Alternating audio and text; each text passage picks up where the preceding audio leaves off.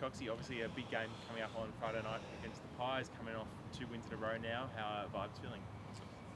Yeah, the boys have performed well the last couple of weeks, and probably for most of the season, to be honest. We've been really pleased with what they've done. Whether it's the way we defend or the way we move the ball, there's been tweaks, but we've been in every game, and Collingwood, their last 3 weeks has been phenomenal as well. So really looking forward to Friday night. We obviously saw the attack really click, probably as efficiently as it has this season. Was that a really pleasing step for you? Obviously, there's been a lot of chopping and changing that you've kind of been forced to do, but it was a really solid performance against North. Yeah, it was, and North were in really good form going into the game.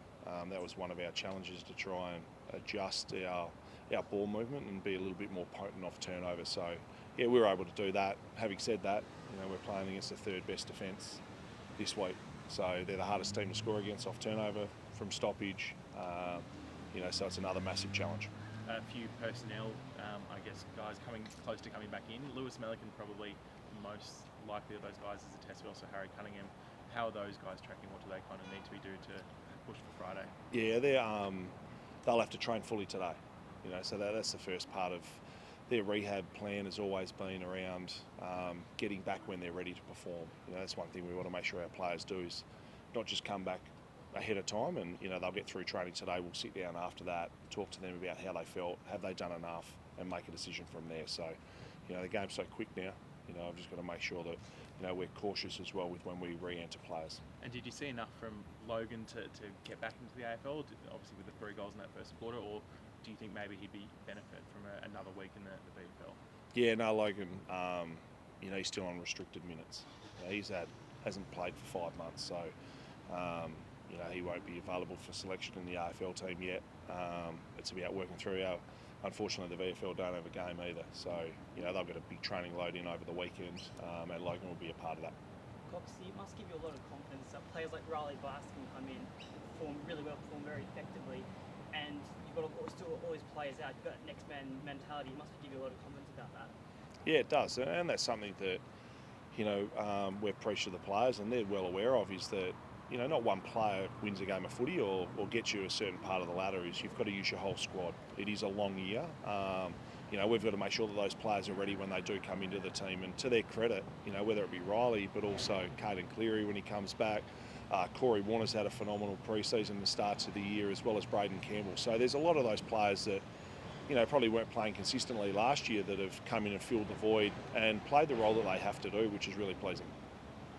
Obviously, one of the big things this week is the challenge of Nick Dacos. We heard, I think Craig McRae said if JJ does go to him after being his running shoes, it'll be a fair bit of a challenge. He said in his presser today. I mean, is that a likely matchup you'd think this weekend? He's obviously gone to it before. Yeah, I think the thing with Nick is, his ability to cover the ground, how damaging he is. That's why he's one of the best players in the competition. They've also got some really experienced players that play some really good football. If you talk about Sidebottom, he's been one of the highest ranked players the last 3 weeks as well. So Pendlebury's sitting there. So what they do around the ball, and certainly through that middle part of the ground, they complement each other really well. That's why they're playing the front half game that they are playing. And we've got to be aware of not only Nick, we've got to be aware of a lot of players in that football team. They've obviously missing a few players for this week, DeGoey, Schultz and then Houston suspension, but obviously like you guys, there's a lot of capable replacements in the wings. I mean, how tough a challenge is Collingwood this week? Oh yeah, it's a really tough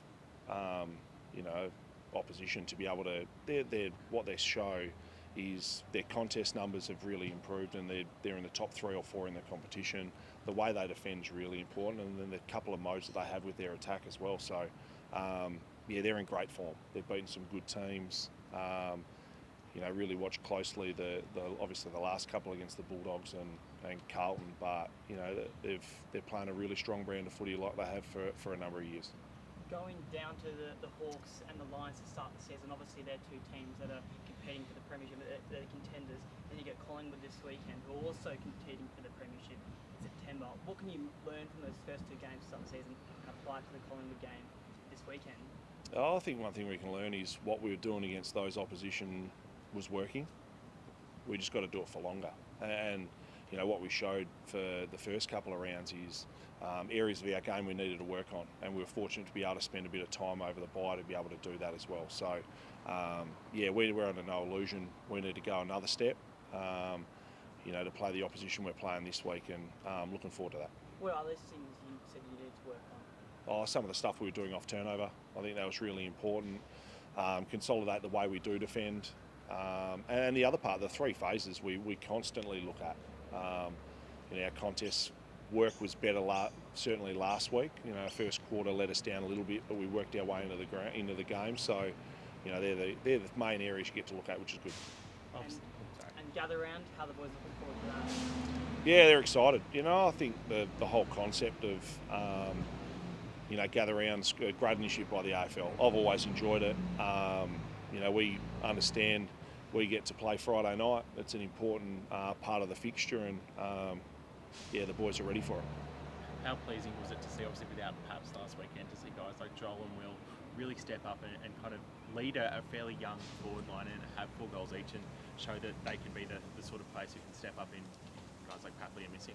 Yeah, they were really important. And, I think we don't just judge our forwards off how many goals they kick, as how they contribute to the team kicking goals. And for the most part, they've been really good at that.